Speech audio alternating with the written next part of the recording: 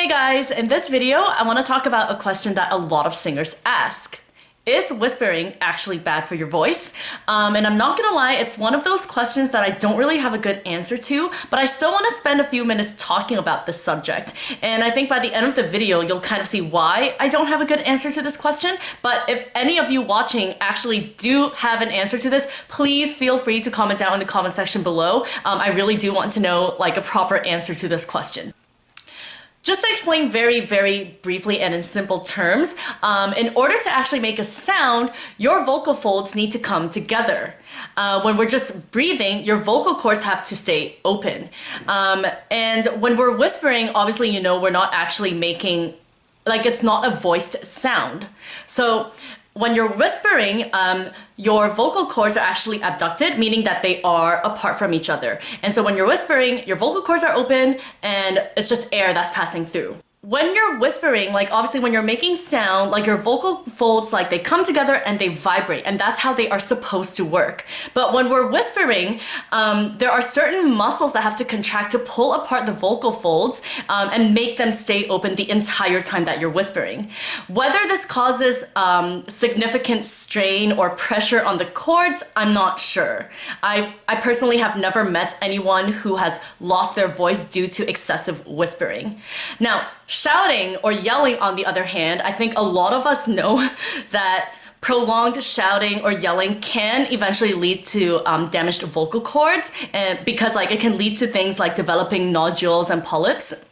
And I've heard a lot and read a lot about how people say that like, oh, whispering is just as bad as shouting or yelling for your voice. And that is something that I do kind of question, because when you are yelling or shouting, yeah, your vocal cords are pushed together, which then like puts a lot of pressure on them. And if you do it long enough over time, your vocal cords swell and you develop what is called a laryngitis.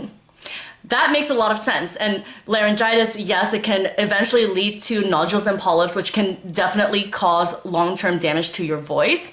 But with whispering, this isn't happening. Like your vocal folds are just open the entire time. So I don't know if, so like just by that, like the mechanism of what your vocal cords are doing are different when it comes to shouting versus whispering.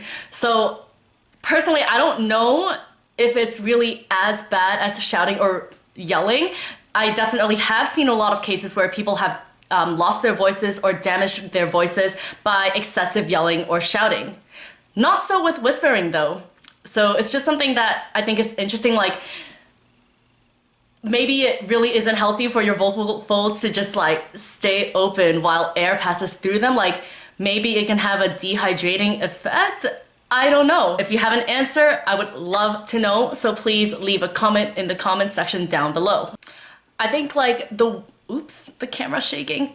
Okay. I think the one thing I will say though is that maybe like whispering is bad for you or bad for your voice, because even though like we're whispering, most of the times when we're doing that, we still want to be heard by whoever we're whispering to.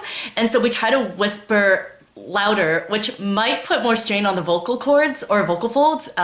Those two terms are like interchangeable, but really vocal folds is the more accurate term. But anyway, yeah, maybe because like when we're whispering and still trying to be heard, we try to whisper louder, which might put strain on the vocal folds. But again, like I'm just kind of like guessing at this point. Yeah, but anyway, I think I'm gonna leave it at that for today. Thank you so much for watching, and as usual, don't forget to subscribe to my channel for more videos in the future. Thumbs up this video, comment down in the comment section below, especially if you have an actual proper answer to this question. And of course, don't forget to share with your friends and family and whoever. As well, don't forget to follow me on my social media platforms. The links will be down in the description box below. Take care. I will see you guys in my next video. Bye!